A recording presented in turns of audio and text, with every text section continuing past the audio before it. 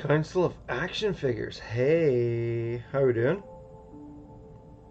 What's the crack tonight? Or today, or wherever you are. Serial designation E. Hello, how we doing? Bonesaw McGraw is here again! Love it. How are you, my fine sir? The Martian Cookie Hunter is back. Sup, Martian Cookie Hunter? How are you? Council of Action Figures.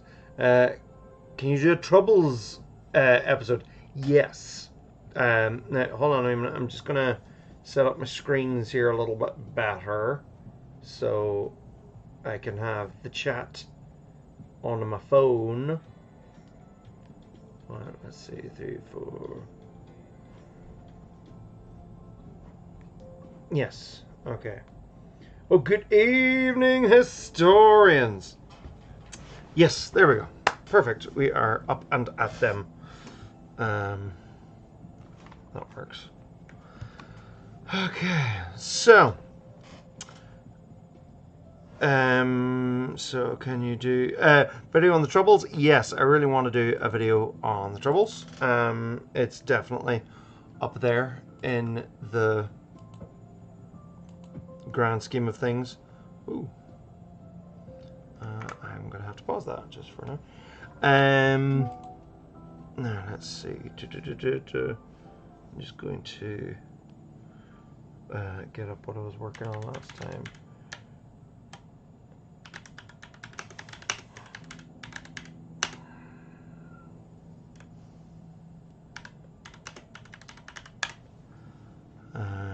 Let's see. Tour of London and Google Maps. Google Earth. There we go.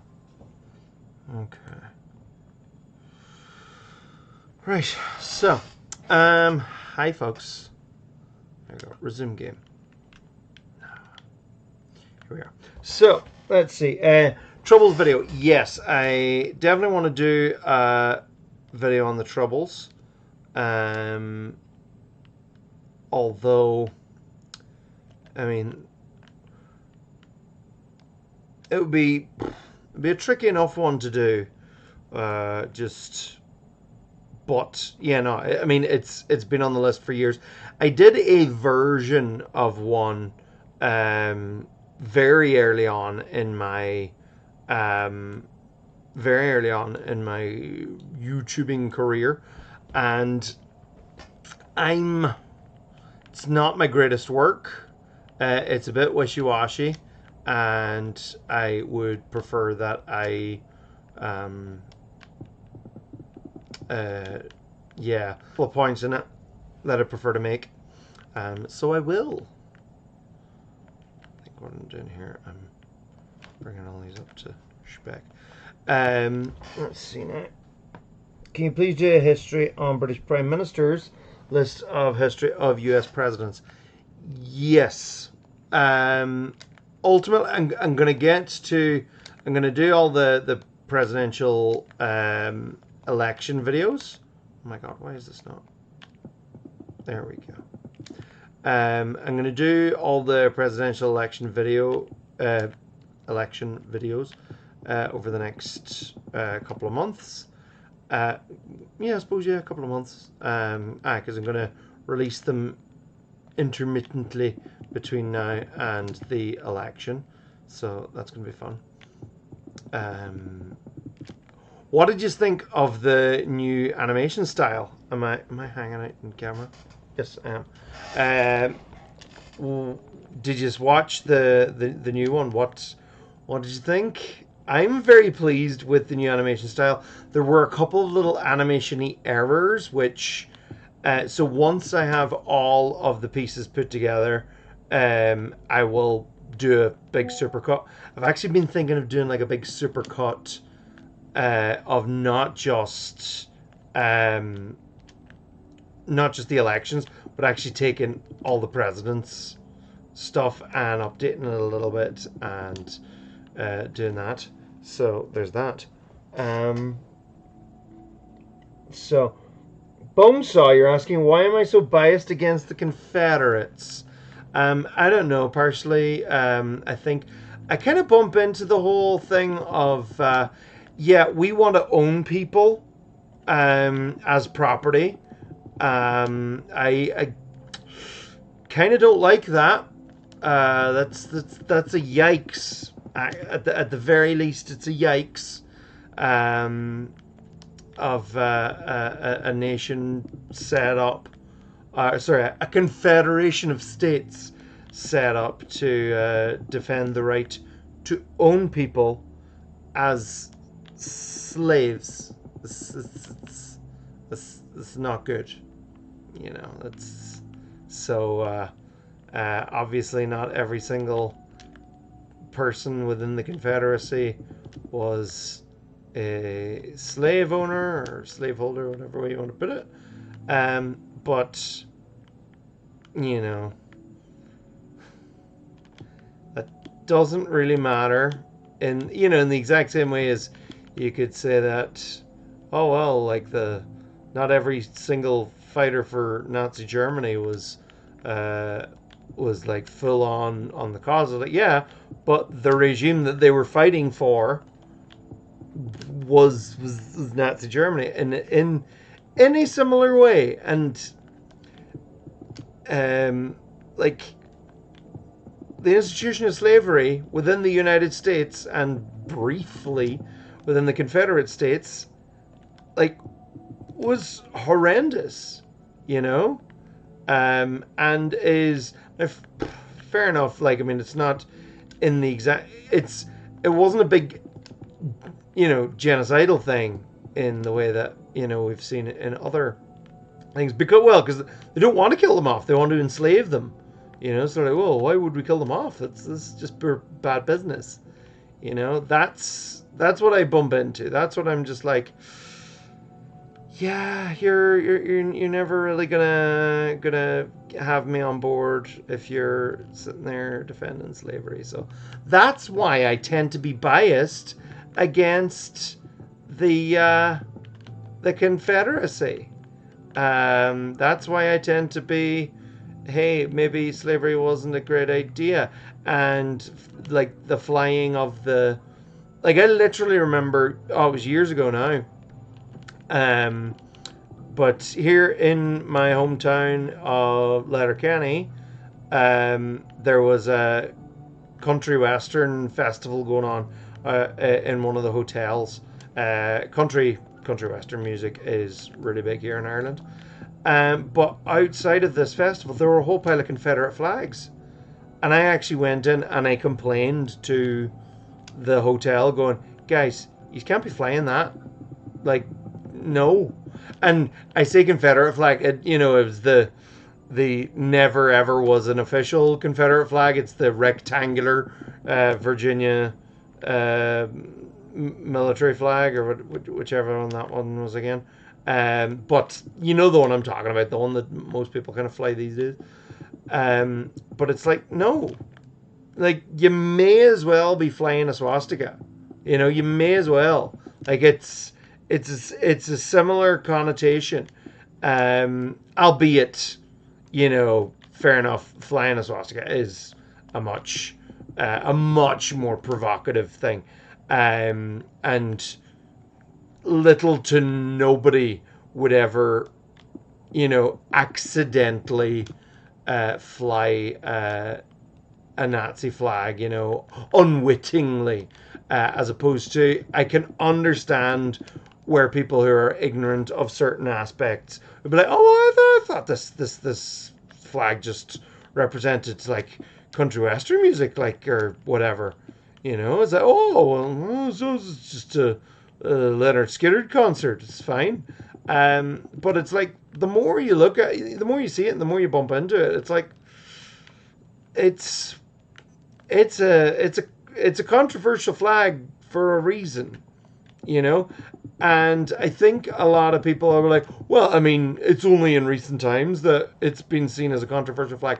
That's because it's only been in more recent times that more voices have been heard. More voices are being heard, more voices are being acknowledged, and people of color in particular who are like, hey guys, that flag is offensive actually, um, because for years it was brandished as this kind of harmless thing. It's harmless. It's our culture. It's there's an episode. It wasn't specifically the Golden Girls, but it was whatever the name of the spin-off of the Golden Girls was. And there's literally a scene in that where a very young Don Cheadle is there, and one of the I can't, the real Southern Belle type. I can't remember her name, but she flies a Confederate flag, or she puts a Confederate flag up over the in the, what's the word, reception of the hotel, and Don Cheadle's like, whoa, what's that? What's going on there? And she's like, oh yes, it's part of my culture, part of my heritage. And he's like, that flag means a lot to a lot of people, and a lot not in a positive way, and it's like these things mean things. Symbols mean things. Do I have water? Oh, good, I do have water.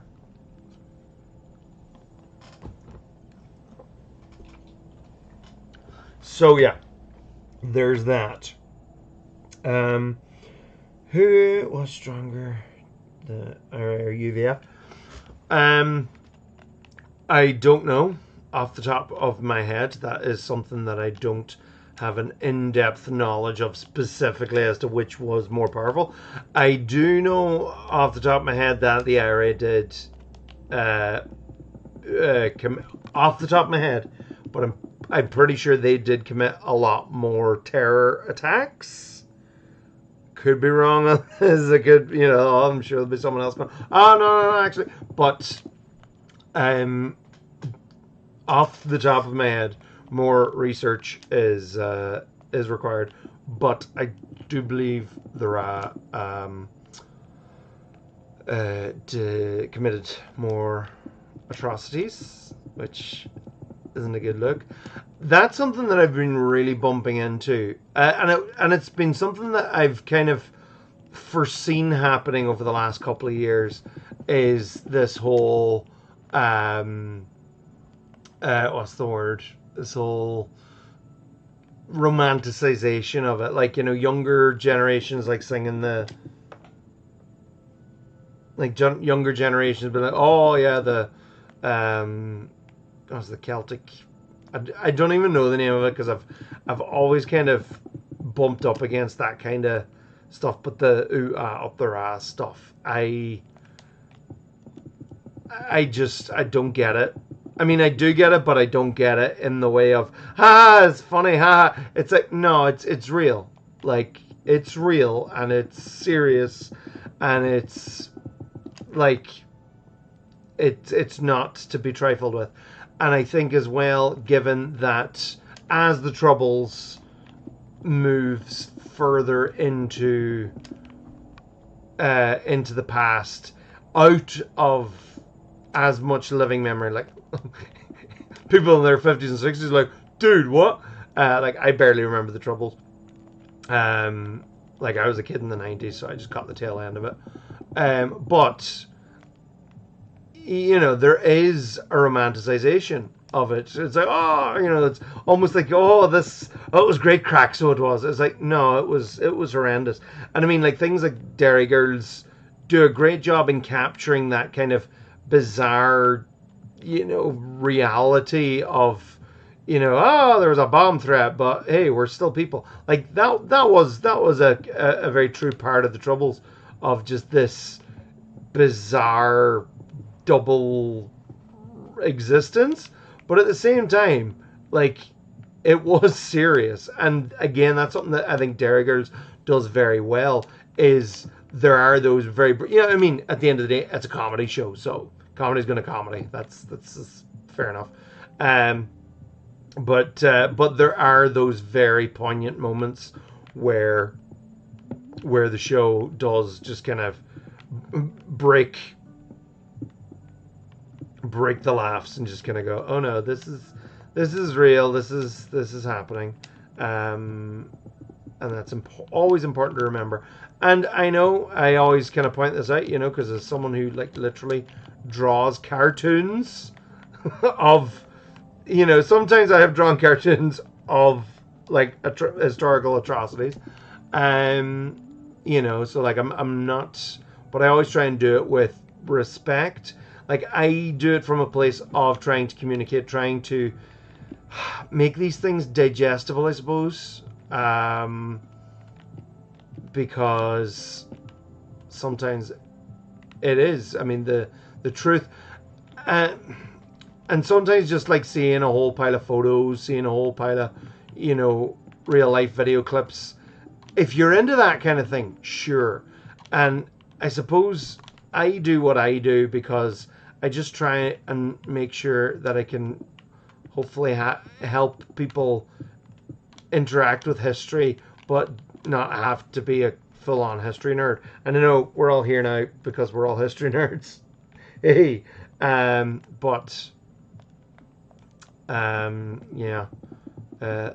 but yeah, the whole younger generations now being like, yeah, let's sing that because it's funny. Oh, come out, you black and tans. Like, I don't think those songs should ever be sung lightly, you know. And like I know, like I've featured "Come Out You Black and Tans" in my. Is that a spider? Yes, there is a spider. I don't know if you can see that. Oh, he's dangling. I think certain songs like that shouldn't be sung so lightly, you know. I think because they have a power to them, and many of the people who sing those songs know they have a power to them. So all that being said, come out, you black and tans. You know. And like, don't get me wrong. I do see the humor in it. I do see the funny side in some of these things. I mean, like one of my favorite kind of memes on it or videos is from The Chase, where it's like which British city, I don't know, does the River Foyle flow through? And the guy's like Londonderry, and clearly the answer that was written was just Derry. But your man like just shoots him down, like not literally, but he's just like, so the guy answers like Londonderry. He's like Derry, and then his balaclava lowers down onto his face. Come on, she black and tans, and it's very funny. But you know, so I do have a sense of humor. Don't get me wrong, but there's a time and a place for humor. But I also think that you just need to be careful about how casual we are about certain things. I think John D Ruddy gets old and grumpy. Let's see. How you been, John? Martian Cookie Hunter asks. I've been good. I've been exhausted, but I've been good. So if you've been kind of keeping up with all the wee hints and stuff. So like I've been a dad now for a year and a half, which is exhausting. I love it. Oh my god. My wee dude is just, he is adorable. I love him so much. But like it's exhausting because hey, that's parenthood. So doing that and balancing that with work has been difficult. And like YouTube work in general, I often find stressful. I like the actual making of the videos is brilliant. I love making the videos. It's my favorite thing. But what's not so fun about it is like when I'm sitting there making these videos and I'm like, I don't know if anybody's going to watch this.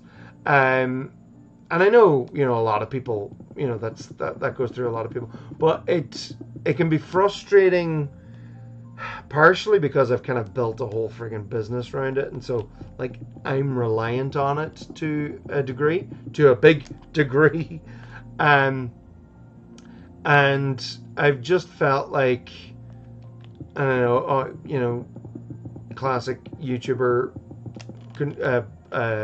complain about the algorithm, but the algorithm, it's not been working for me whatsoever for years, and so like it does like create just this whole existential dread every so often where I'm just like, what am I doing? Why like I know why I'm doing this, you know, like, and I don't mean to sound like all you know, braggy, but it's like I do this kind of from a noble perspective, like, because I mean, to be honest, if I was in here to make the millions and millions and millions, I'd be doing something else, you know, because like I'm not seeing any of the big YouTube money,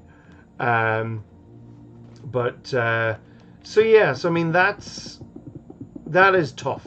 I find that very tough, and like when I'm working, like I feel like my videos, in quality of animation, of illustration, I feel like my videos have actually gotten better. You know, like I feel like, you know, every time I'm working on a video and I put one out, I'm kind of sitting there going, this is some of my best work. This is some of my best work every single time, which is always a great place to be in.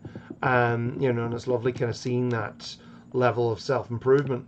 But then at the same time, I'm sitting there going, is the algorithm gonna say, yeah, sure? Like I have 100, and it's funny, I have 247,000 subscribers. I have been sitting on and off that number for, I don't know, like I think about 3 years. Like I had a huge leap in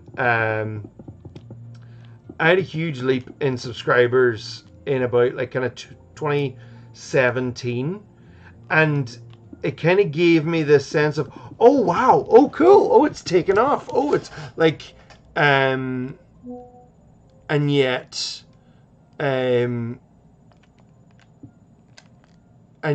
it just kind of slowed down, and COVID was tough too, because like what was kind of frustrating within COVID was like watching some people do really well during it.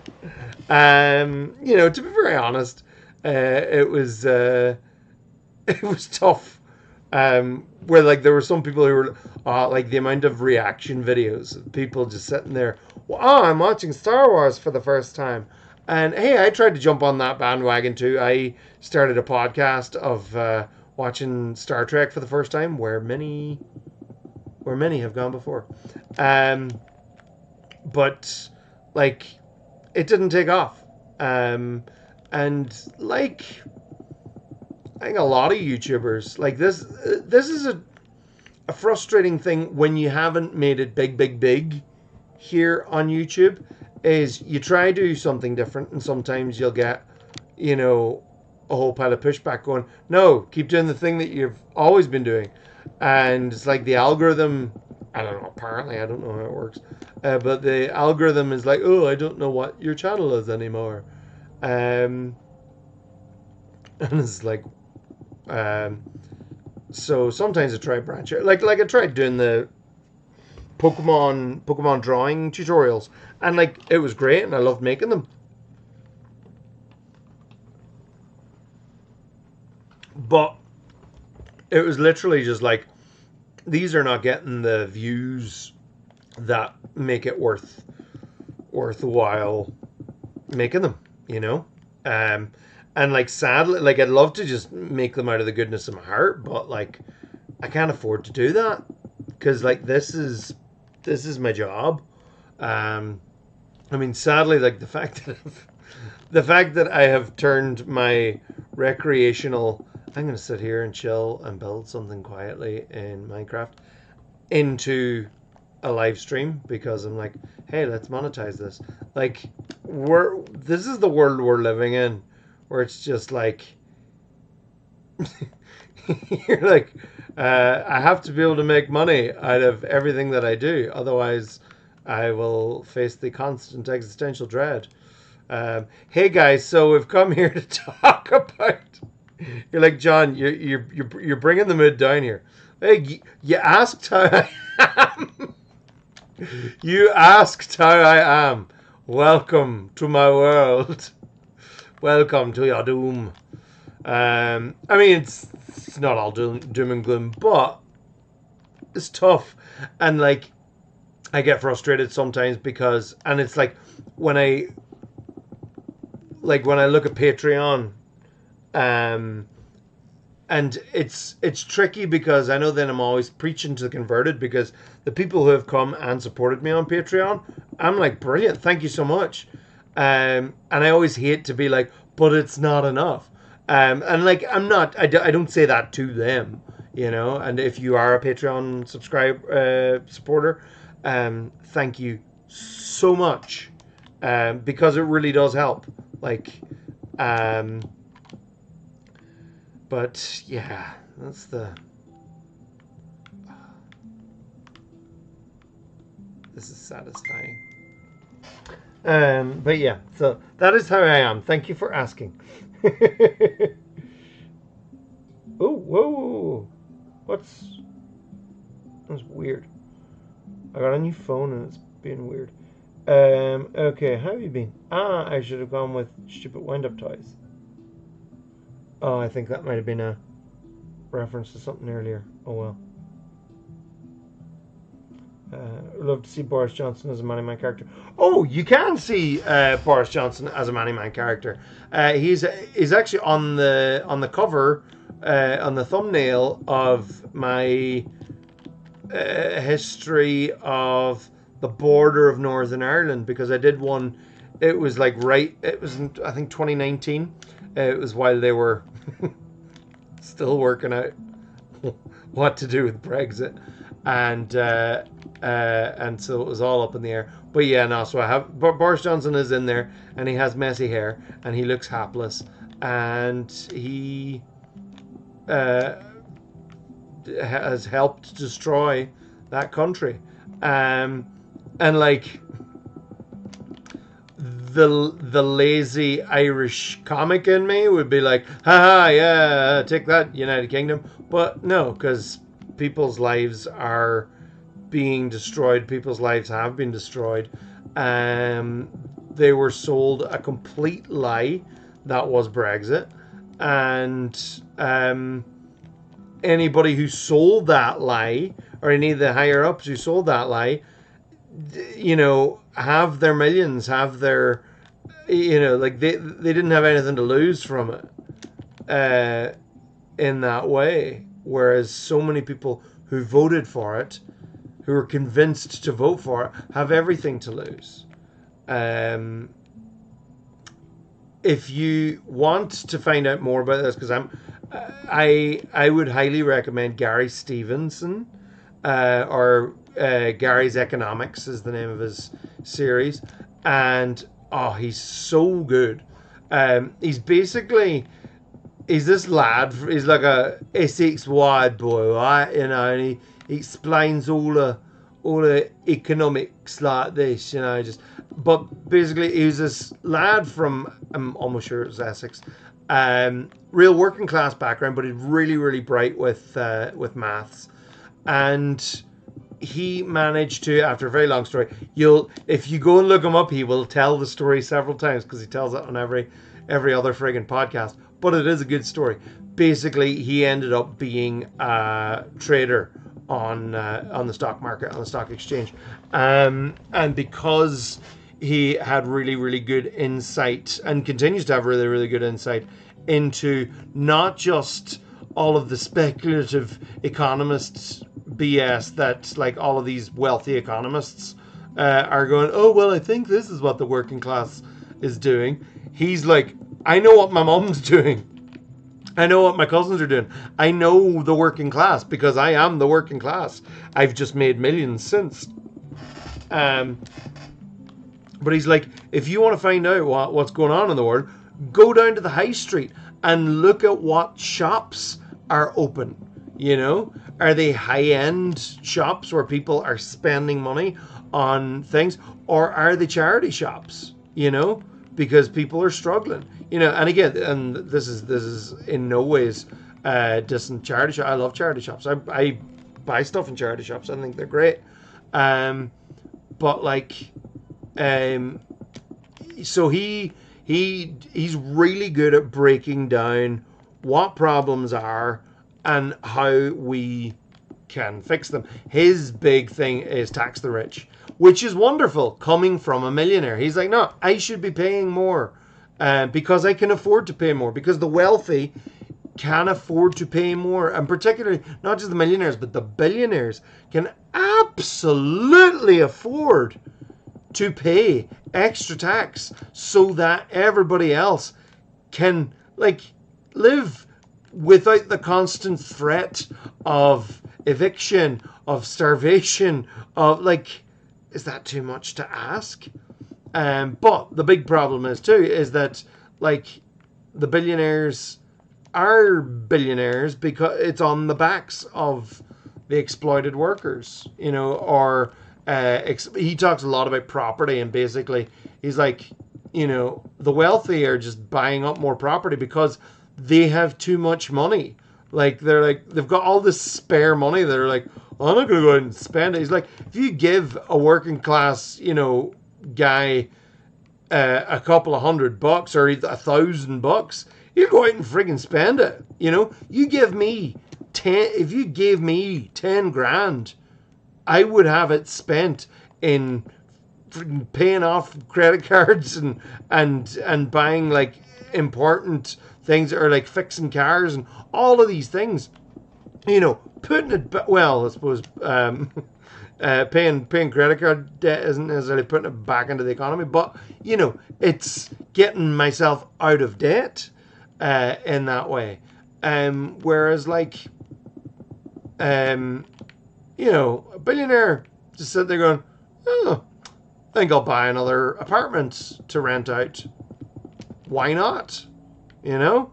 And, you know, and the more money that they have, the more they're like, oh yeah, that's great. And then you've got all of these young families, these young couples, these young people who are trying to, and I say young, I mean like folks in their friggin' 30s now, who either have struggled or like have no hope of buying, because as soon as a place comes up on the market, some rich lad shows up paying in cash going, yeah, no, I can like outmatch whatever anybody's offering, so just go with me. And they're like, oh yeah, sure, sweet, whatever. Like, and then on top of that, like, this is what is causing the housing crisis. Between that and like a lack of houses being built since the housing bubble pop in 2007, 2008, is that now classically when the proverbial poop hits the fan, foreigners are being blamed. And it's like, oh, well, look at all these refugees taking up these houses, or getting. It's like, guys, it's not their fault. Like, it's government mismanagement, but at the same time, like it's like this is a symptom. Like, this is a symptom of a much larger problem, you know. And if you are duped into blaming foreigners for it, then you're falling for a very, very old trick. You know, it's one of the oldest tricks in the book. Oh, it was them. You know, like, you see that so much throughout history. I mean, classically within Europe, it was very often Jewish people who were scapegoated in that way, and still are. You know, anti-Semitism still is horrendously rife. It's just like, it was them, you know. It was they have all your money. What about like the kings and lords and, you know, that seemingly have a whole pile of money. It's like, oh yeah, well, the Jews have it, and it's like, and people fall for it because they're like, oh well, yeah, well, I was always suspicious of them anyway, and it's like, guys, can we stop falling for the same rubbish time and time again? Like, that's something that can frustrate me. While, like, I've been doing this now for over 10 years, and like, part of me was kind of trying to do it in a way, to try and see, help people learn about history and not make the same mistakes. And I'm just like, why are we doing the same thing again? It's, why are we making the same mistakes? It's frustrating. And it's sad. And I don't like fatalism. I try to avoid fatalism as much as possible. But at the end of the day, I'm always going to be fatalist. I'm joking. That was a really sophisticated joke. You may have caught it, you may not have. But yeah, I try to avoid being fatalistic. Just being resigned to, oh well, this is going to happen. But it's tricky to be like that sometimes. But yeah. Woo! So let's see what I got.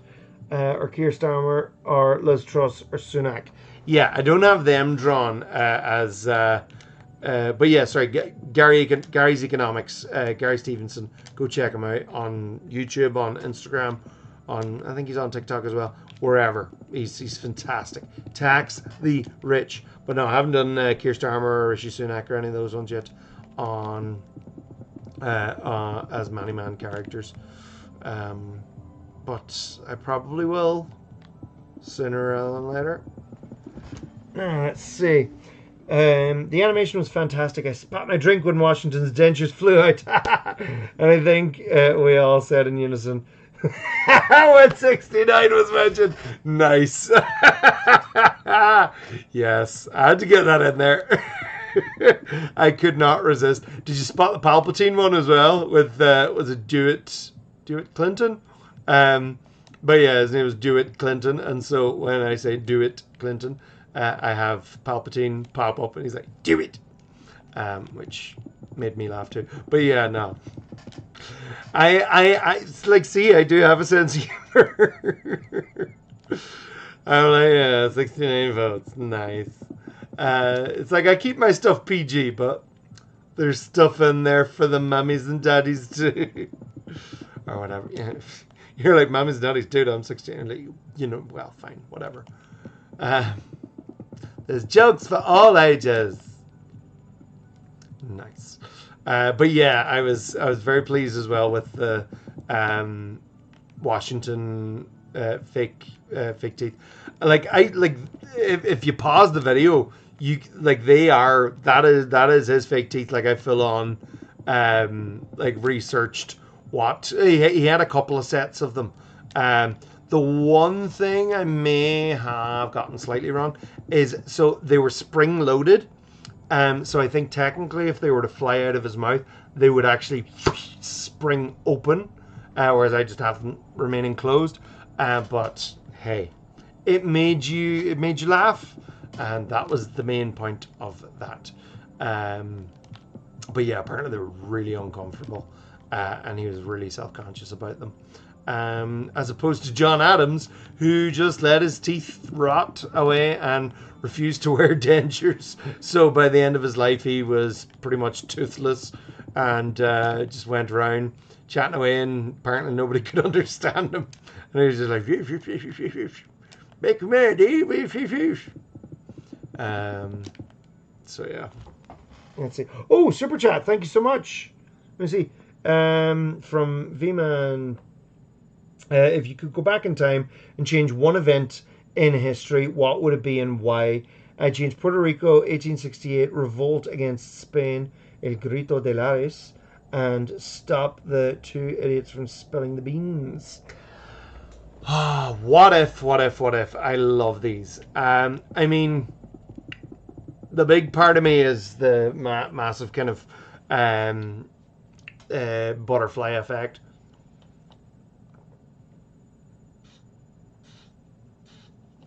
I was like, you know, oh, what would happen? There's a couple of people who died prematurely in their stories that I would have loved to have seen live longer lives, namely Michael Collins here in Ireland, the revolutionary leader. I think his death allowed the Irish Civil War to become. It already was bitter, but I think he was kind of the last person who was a solid go-between between the two. Yeah, there was that kind of newer, younger generation of a wee radical lads going, "Oh yeah, I'll do whatever my daddy tells me," or whatever. But I get to fire a gun, yay!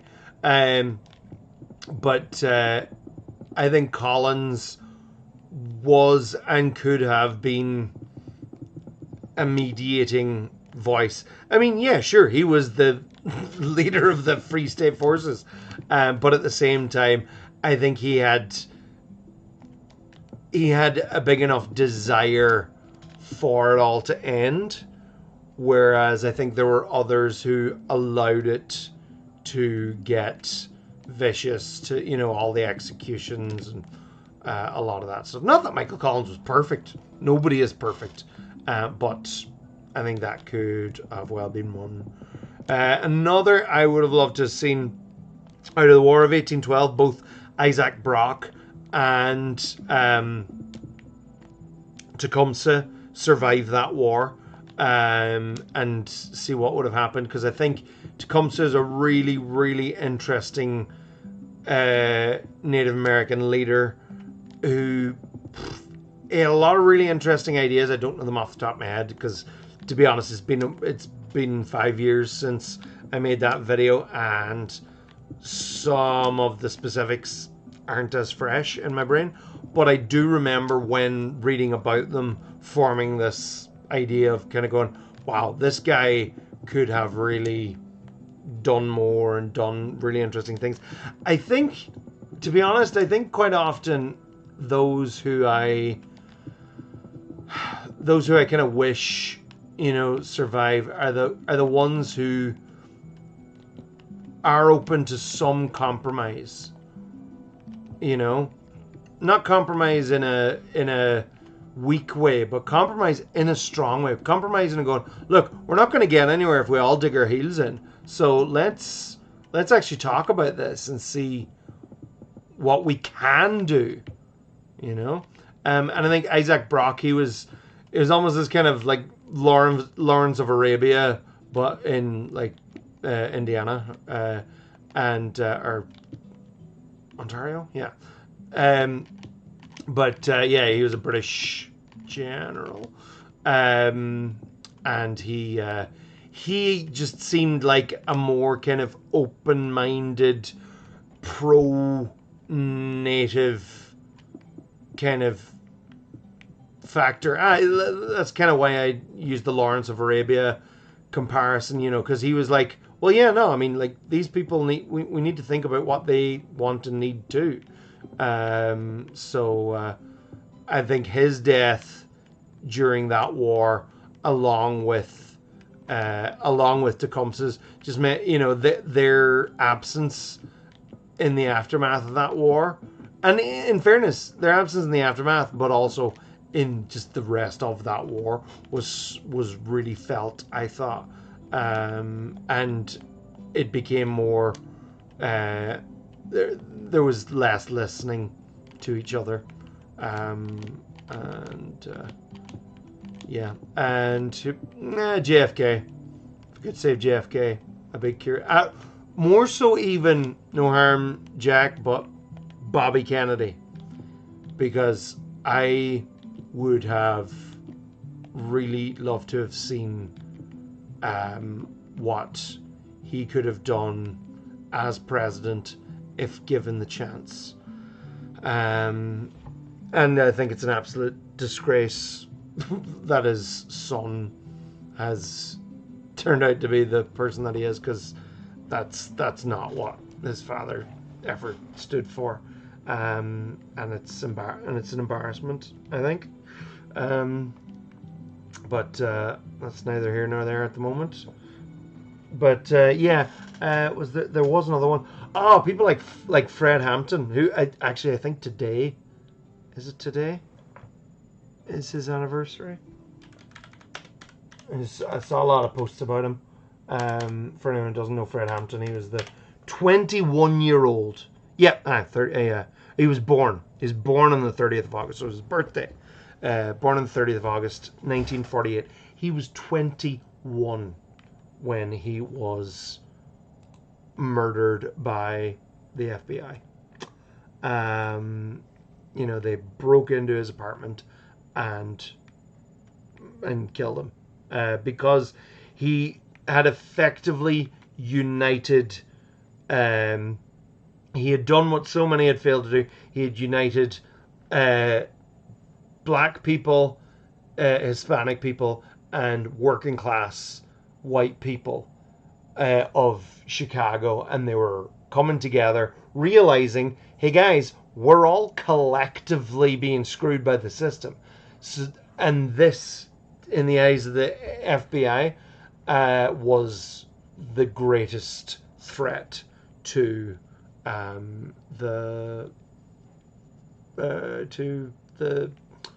America, to the United States of America.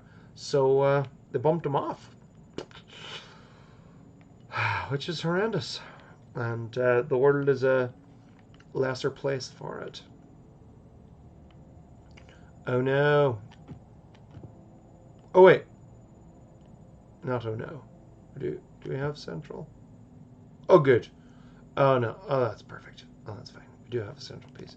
I was like, did I... Is this a set of 4?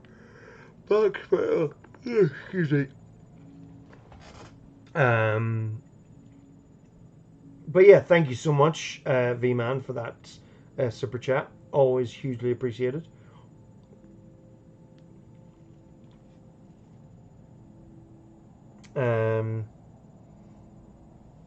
Why was UDA not illegal, but INLA was? I don't know specifically. That's actually something that I'm really looking forward to about making a video about the Troubles is, and same goes for any topic, I get to do so much research and I get to learn so much myself. So like a lot of questions like that I don't know off the top of my head. But I mean, at a guess, I would imagine bias. You know, given that one was pro-union and one was Irish nationalist.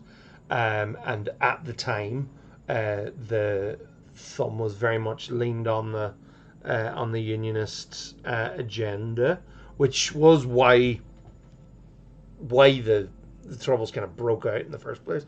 But again, that's a very simplified answer. Hello, John. Hello, John. Oh, Windows X mapping. Hi. What made you want to make presidential election series? So partially because it's kind of become a bit of a tradition where I'm like every 4 years it's like, oh well, I guess I'm making more, because yeah, it's 8 years ago now was the first one, which just seems bizarre. But yeah, I think it's just I mean, to be very honest as well, because I do still have my Monarchs of England Wars of the Roses video. I still have a Irish Famine video. I have so many other videos in the pipeline, but they just take so much time to make because I have to draw all of the pictures. But I decided to do this partially out of interest, but to be honest, partially out of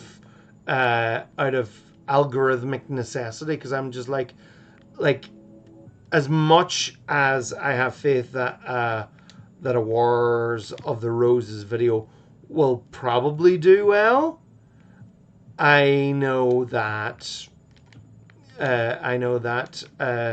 video about the presidential election in America will probably do better. And just, it's very much kind of the strike while the iron's hot kind of a thing. Because like now is when it's all happening. So I know it sounds cynical, and it kind of is, but that's the position that I'm in with regards the algorithms and all that. I have to, and a lot of YouTubers are in the same predicament where, it's like I could make what I want to make, but I know the algorithm isn't going to like it, regardless of what people will like or not. It's like, what is this friggin' AI algorithm gonna deem worthy or not to push to people? Oh, there we go. That looks good. So, there's that, which is a barrel of fun. But yeah, so that's the main reason that I'm doing it. But also, I mean, I am thoroughly interested in it, which is why I'm also making it.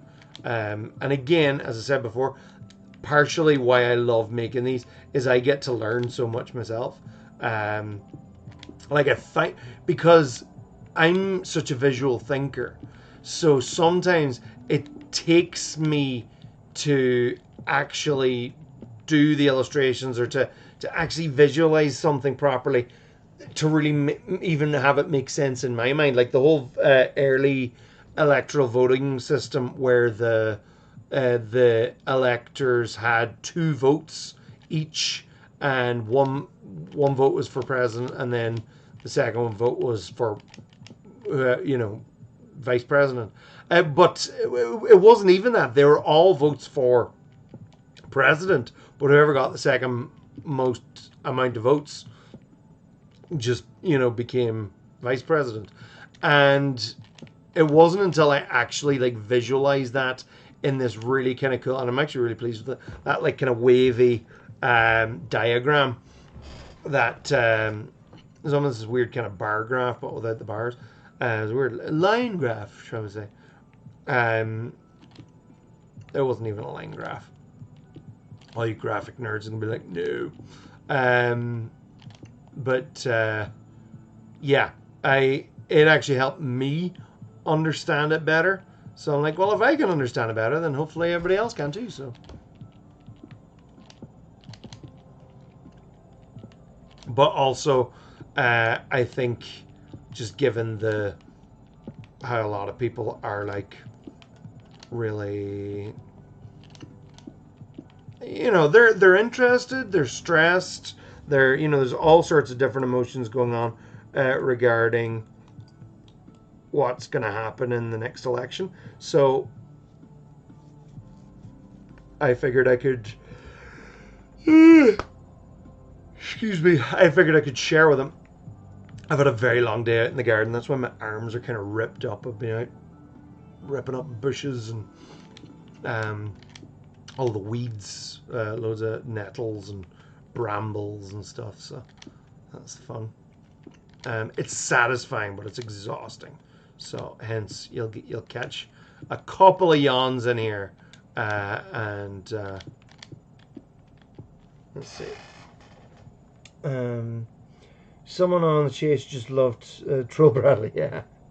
Lanfair, go. I really need to learn to say that properly because I love it. Ghost Tracker 2, greetings, John. I know that was like 10 minutes ago now, but what's your favourite kind of meat? It really depends. I mean, I do enjoy myself a good steak. I enjoy a nice sirloin steak. That being said, it is. I do also acknowledge that beef and indeed the beef industry is a huge contributor to climate change. And I could be better on it, but I do try to reduce my meat intake. I've been sort of successful, but yeah, I do enjoy a good steak. But if someone were to say, look, you can never have any steak anymore because it is destroying the environment, steaks are now banned, there's no more steaks, I'm like, fair enough. It was good while it lasted, you know, like that's so oh well. You know, some people were like, they're stealing our steaks, and I'm like, guys, there's worse things that have happened in the world than someone stealing your steak.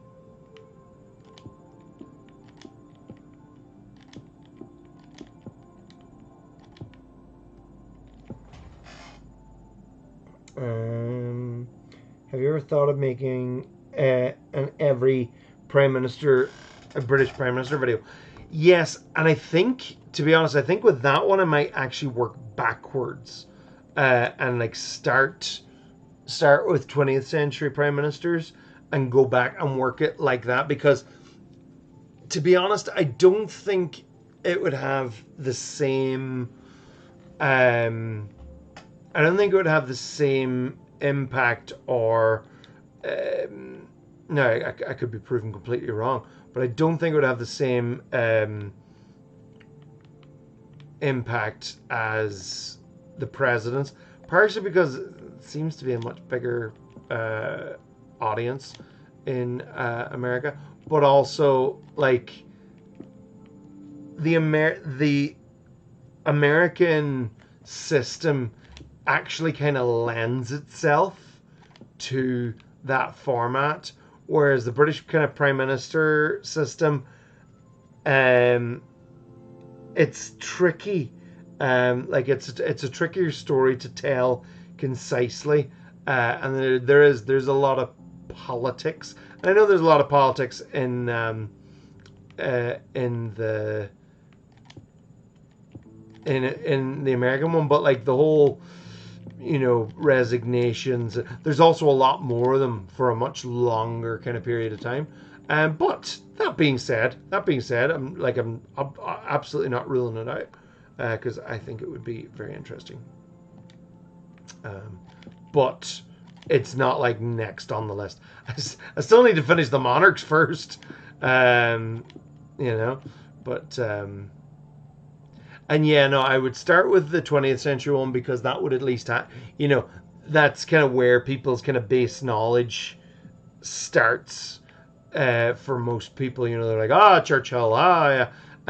But like, even at that, you know, you start then going in like Anthony Eden, and unless you're either a British history nerd, or like a diehard fan of the Netflix show The Crown, they'd be like, I'm not sure if I know all of these people. But then again, that is the point, is educational content, so you can know it, so you can find out more. But let's see. So hopefully the buzz around the US elections will help boost your views on your presidential elections. Well, that's the idea. That's hopefully the idea. I mean, it does also help, you know, if you want to share it with people, go right ahead. It would be great. Shares are always appreciated. But yeah, but it's tricky too. It's so difficult to gauge sometimes, because like, I mean, I put literally 5 months into making the video on Israel and Palestine, and don't get me wrong, I stand by that video, and I think, again, it's some of my best work, and it was an important video to make, for my contribution to people's understanding of what's going on there. but like, and you know, it's sitting on about like 100,000 views, but I was hoping that it would do better, and like not just in a cynical, oh, it's doing rubbish numbers, but like I was hoping that I'd be able to reach more people, you know, to inform more people, to, you know, in that regard, but apparently not. You know, the algorithm's like, no. So that's nice. Thanks, guys.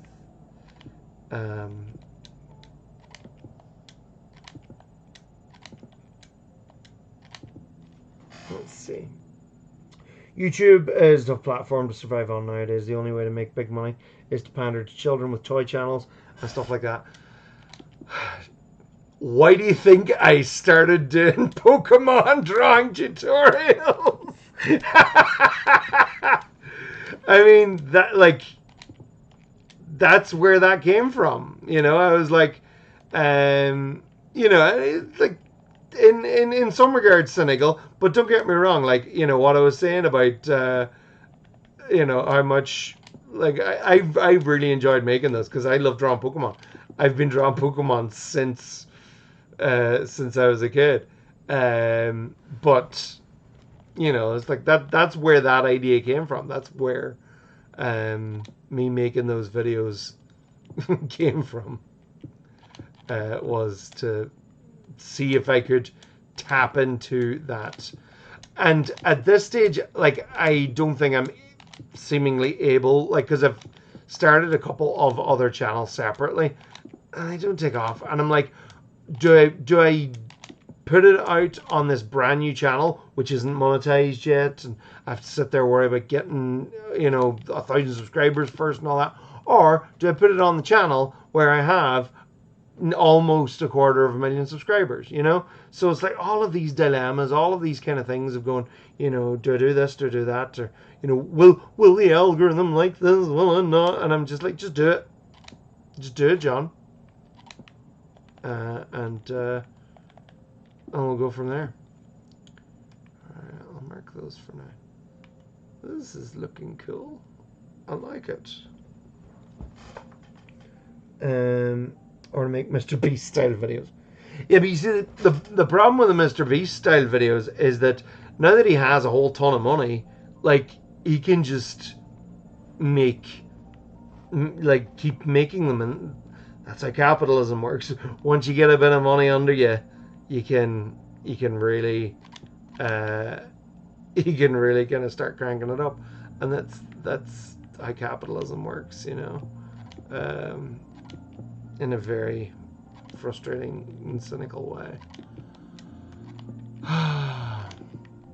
And like, this is like, I don't want to be rich, like, you know, like, I don't want to be ridiculously wealthy. I just want to be able to make a living, you know. I love what I do, and I know it is possible to make a living from making really useful, educational, what do you call it, teaching resources. But it's just kind of getting the right way to do it, the right way to go about doing it. It can be frustrating sometimes. No. He's answering a question. Oh, I've been answering a question from like 10 minutes ago, and I'm going to go through these because they're good questions. This is probably like about 20 minutes in the past now. Are you looking forward to MGS Delta? Oh yes, that might finally be my reason to get PS5, because I don't have one yet. But again,